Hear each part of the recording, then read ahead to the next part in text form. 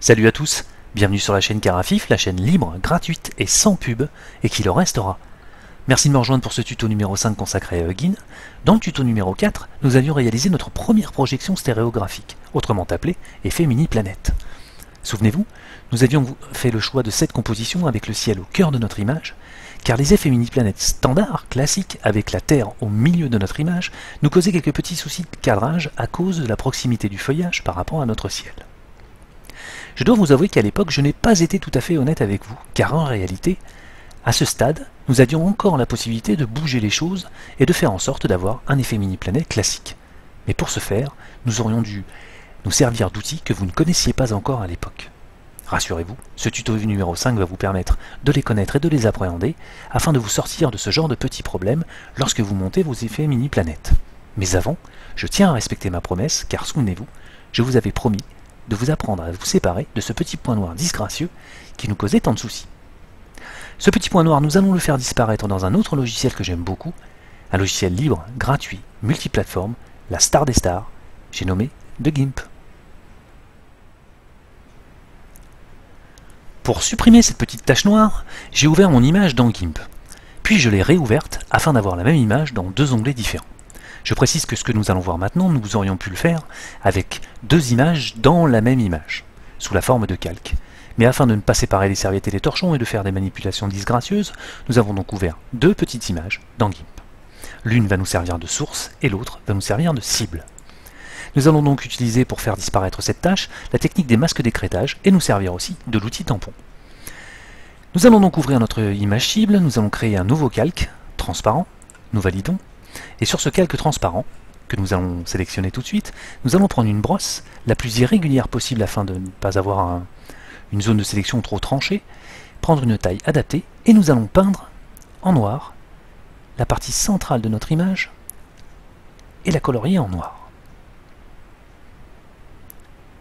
Une fois ceci fait, nous voyons notre tâche parfaitement décidée. Nous allons cliquer sur notre petit calque transparent, faire un bouton droit, cliquez sur Alpha vers sélection, et ainsi nous allons transférer le canal de la transparence vers la sélection.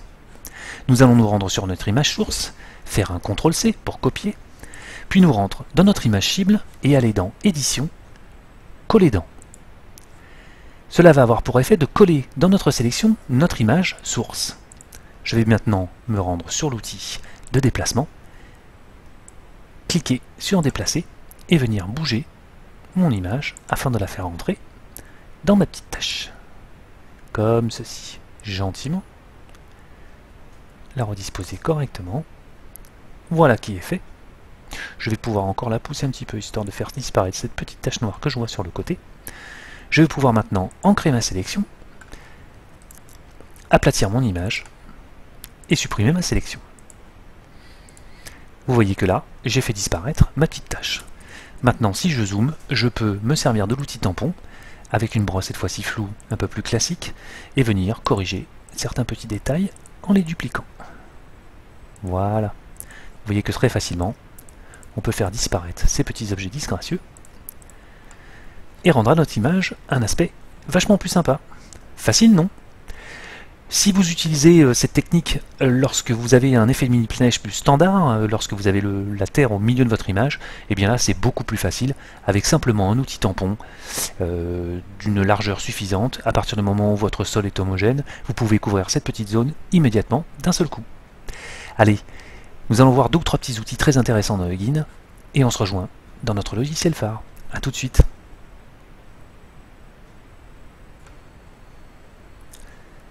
L'avantage dans Hugin, c'est que quand vous avez sauvegardé votre projet, vous pouvez revenir dessus des semaines, des jours, des mois, des années plus tard. Il vous suffit de cliquer sur Ouvrir, sélectionner votre fichier projet et de le sélectionner. Vous voyez qu'instantanément, vous récupérez votre projet tel que vous l'avez laissé. Je me rends dans l'onglet Aperçu rapide du panorama et je me retrouve bien entendu sur la vision de mon panorama en format écui rectangulaire, qui est le format par défaut dans Hugin. Souvenez-vous, nous avions sélectionné Projection, avions sélectionné Stéréographique. Nous nous étions rapprochés de notre petit sujet et nous étions rendus compte que nous avions une représentation assez confuse de notre panorama. Nous étions ensuite allés dans l'onglet Glisser déplacer, avions sélectionné 90 degrés dans la valeur de tangage et nous avions appliqué. À ce moment de cette ce petit tuto numéro 4, je n'avais pas souhaité rentrer plus en détail dans ces petites valeurs de tangage, de lacet et de roulis, pour éviter d'avoir un tuto trop lourd, trop chargé. Mais aujourd'hui, pour ce petit onglet glisser-déplacer qui nous intéresse, nous allons rentrer plus en détail dans ces paramètres et essayer de comprendre comment ils fonctionnent. Nous allons bouger des paramètres de réglage dans ces petites fenêtres, mais je vous prierai d'observer le comportement de cette sphère à chaque fois que nous allons appliquer. Ainsi, dans lacet, je vais rentrer 10 degrés, observer ma petite sphère et cliquer sur appliquer. Et vous voyez qu'instantanément, ma petite sphère a effectué une rotation de 10 degrés dans l'axe vert, l'axe vertical. Elle a donc pivoté de 10 degrés vers la gauche. Si je rentre maintenant moins 10 dans ma fenêtre et que j'applique, j'observe toujours ma sphère est revenue à sa position originelle. Je mets 0 dans la fenêtre et je vais m'occuper du tangage. Je rentre 10 degrés, je regarde ma petite sphère, j'applique, et vous voyez qu'instantanément, ma petite sphère a effectué une rotation, cette fois-ci dans l'axe rouge, l'axe horizontal, l'axe des Y. Et vous voyez que clic, notre petite sphère a fait 10 degrés vers le haut. Si je replace mon petit moins avant pour faire moins 10 degrés, j'applique, instantanément, ma sphère est revenue à son état originel. Je remets 0 et je m'occupe de la valeur de roulis. Je vais rentrer 10 degrés, j'observe, j'applique, et vous voyez que cette fois-ci, ma petite sphère a effectué une rotation de 10 degrés dans l'axe des Z. C'est un axe bleu perpendiculaire à cette sphère que vous ne voyez pas mais qui se trouve derrière. Moins 10, j'applique, et je reviens à mon état originel. Vous voyez que grâce à ces petits paramètres, je peux bouger mon panorama, en tout cas ma sphère, sur 360 degrés dans toutes les directions.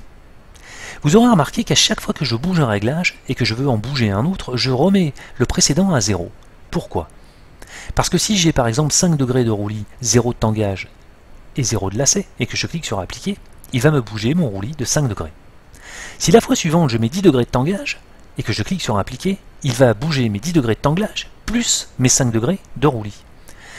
Il va donc cumuler à chaque fois les valeurs qui seront restées dans les cases. Je vous conseille donc toujours, si vous voulez faire des essais sur un seul paramètre, de remettre les autres paramètres à 0. Nous comprenons bien que grâce à ces paramètres, nous pouvons bouger sur 360 degrés dans tous les sens notre panorama. Nous allons nous livrer à un petit test. Nous retournons dans l'onglet projection, nous sélectionnons écrit rectangulaire et nous récupérons notre panorama rectangulaire. Avec le bouton gauche de ma souris, je vais pincer et tirer, pardonnez-moi je ne suis pas sur l'onglet glisser-déplacer, je vais déplacer mon panorama de façon horizontale. Vous voyez que j'arrive à le bouger sans aucun problème. Mais si je le bouge horizontalement, je peux aussi le déformer. Ainsi, si je pince mon panorama et que je le tire vers le haut, vous voyez que je suis en train de le déformer. Et quand je tire vers le haut, comme c'était le cas tout à l'heure dans les valeurs de tangage, je fais un tangage de 90 degrés.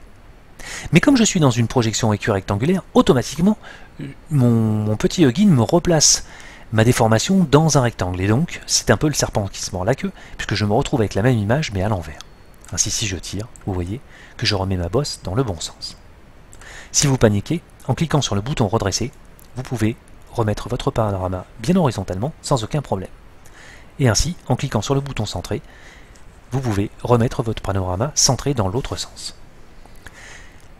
Puisque nous venons de voir que nous pouvons très facilement bouger notre panorama dans tous les sens avec une aiguille rectangulaire, nous allons pouvoir le faire très facilement dans une projection stéréographique. Nous allons sélectionner à nouveau stéréographique, nous rapprocher un petit peu de ce que nous voyions tout à l'heure, aller dans l'onglet glisser déplacer, rentrer une valeur de tangage à 90 degrés et appliquer. Là, nous nous retrouvons dans notre petit effet mini planète de la dernière fois et nous constatons que comme la dernière fois, nous avons notre feuillage qui touche le ciel et qui rend un cadrage homogène quasiment impossible. Qu'à cela ne tienne, nous allons grâce au bouton gauche de notre souris nous amuser à manipuler et nous allons ainsi nous rendre compte que nous pouvons bouger notre panorama dans tous les sens. Et ainsi, nous pouvons par exemple mettre en exergue en premier plan notre petit lac et reléguer notre petite végétation au rang de second plan, ou bien encore bouger dans tous les sens et remettre notre feuillage plus devant. Vous voyez que grâce à ce petit clic de souris, nous pouvons modifier complètement la forme de notre panorama, jusqu'à mettre, comme la dernière fois, notre ciel au milieu, et ainsi le bouger et faire quelques petits essais pour obtenir des panoramas différents. Si par exemple je veux garder celui-ci que je trouve assez rigolo avec le lac en premier plan, il me suffit ensuite d'aller dans l'onglet recadrer, de prendre le recul nécessaire et de recadrer mon panorama. Et là vous voyez que je peux dégager facilement mon panneau du ciel. Je pourrais, grâce aussi à n'importe quel logiciel de gestion de photos, effectuer des rotations et faire tourner mon panorama un petit peu dans tous les sens. Vous voyez que très facilement, je peux m'amuser à faire bouger mon panorama dans tous les sens et obtenir, avec la même succession de vues, des panoramas complètement différents. Vous voyez, on peut le triturer dans tous les sens très facilement. Et ainsi, ensuite, recadrer comme on le souhaite. Vous voyez, par exemple ici, je fais revenir mon feuillage, hop, bien plus près du ciel. Je pourrais supprimer cette petite tache noire sous GIMP, comme nous l'avons vu tout à l'heure. Une dernière chose, je me sers bien entendu d'images très pauvres en détail pour ces tutos, si bien entendu mes photos avaient été prises, enfin mes panoramas avaient été faits à partir de JPEG 100% haute qualité, j'aurais eu bien entendu tous les détails nécessaires dans les feuillages et j'aurais eu un panorama très sympa. Je vous remercie beaucoup d'avoir suivi ce tuto, je vous dis à très bientôt pour de nouvelles aventures. Le prochain tuto numéro 6 de Gin concernera un outil absolument formidable qui s'appelle l'outil de gestion de masque, grâce auquel nous allons pouvoir faire disparaître et apparaître des choses dans vos panoramas. Mais ça, c'est une autre histoire. N'oubliez pas, c'est bon pour le référencement. Abonnez-vous, visionnez et surtout partagez afin que ces vidéos profitent au plus grand nombre. A bientôt, salut, bye bye.